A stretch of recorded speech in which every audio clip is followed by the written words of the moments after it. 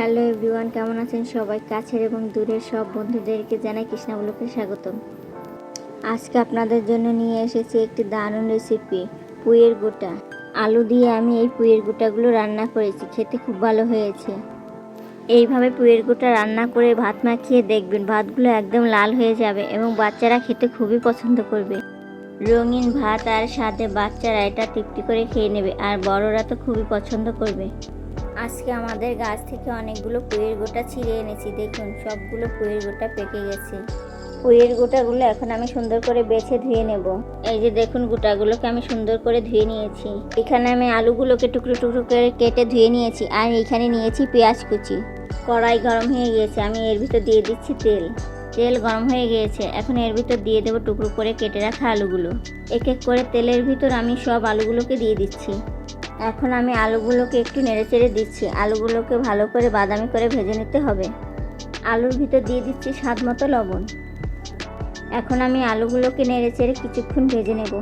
তো বন্ধুরা, রান্না করতে করতে আপনাদের কাছে রিকোয়েস্ট রইল, যারা এখনও আমার চ্যানেলটিকে লাইক সাবস্ক্রাইব করেনি তারা অবশ্যই আমার চ্যানেলটিকে লাইক সাবস্ক্রাইব করে দেবেন।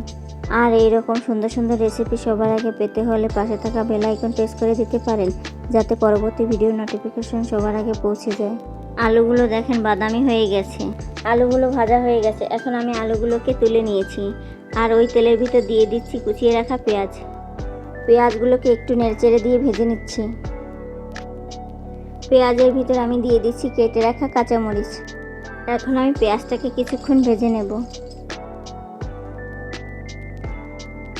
দেখুন, পেঁয়াজটা একটু লালচে হয়ে এসেছে। এখন আমি এর ভিতর দিয়ে দিচ্ছি পুঁইয়ের গোটাগুলো।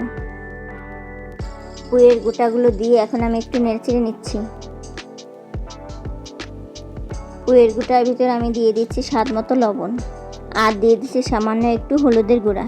এখন আমি এটাকে একটু নেড়েচেড়ে একটা ঢাকনা দিয়ে ঢেকে দেবো কিছুক্ষণের জন্য। ঢেকে দেওয়ার জন্য পুঁইয়ের গোটাগুলো অনেকটাই হয়ে এসেছে। এভাবেই আমি আরও কিছুক্ষণ নেড়েচেড়ে এর ভিতরে রসটাকে একটু শুকিয়ে নেব। এখন আমি এর ভিতরে দিয়ে দিচ্ছি ভেজে রাখা আলুগুলো। আলুগুলো দেওয়ার পর আমি একটু নেড়েচেড়ে দিচ্ছি। যেহেতু আলুগুলো ভাজা ছিল, তাই সামান্য একটু নেড়েচেড়ে নিলেই হয়ে যাবে রান্না। আলুগুলো দিয়ে কিছুক্ষণ নেড়েচেড়ে নেওয়ার পর দেখুন, এগুলো প্রায় হয়ে গেছে। পুঁইয়ের গোটাগুলো রান্না হয়ে গেছে। এখন আমি এটাকে নামিয়ে নেব। এই যে দেখুন, ছোট একটা থালায় আমি পুঁইয়ের গোটাগুলোকে নামিয়ে নিয়েছি। পুঁইয়ের গোটাগুলো দেখতে কতটা সুন্দর হয়েছে, মনে হচ্ছে এক থালা ভাত এটা দিয়েই মেখে খেয়ে শেষ করে ফেলা যাবে। পুঁইয়ের গোটাগুলো আমি একটা প্লেটে ডেকোরেশন করে নিয়েছি। তো বন্ধুরা, আমার রেসিপিটি কেমন হয়েছে, আর অবশ্যই বাড়িতে এটি ট্রাই করে রান্না করে খেয়ে দেখবেন কতটা সুন্দর হয়েছে। আর আমাকে অবশ্যই কমেন্ট করে জানাবেন এটা খেতে কতটা দারুণ হয়েছে। আমার রেসিপিটি ভালো লাগলে অবশ্যই আমার চ্যানেলটিকে লাইক সাবস্ক্রাইব করবেন এবং ফেসবুক পেজটি ফলো করে দিবেন।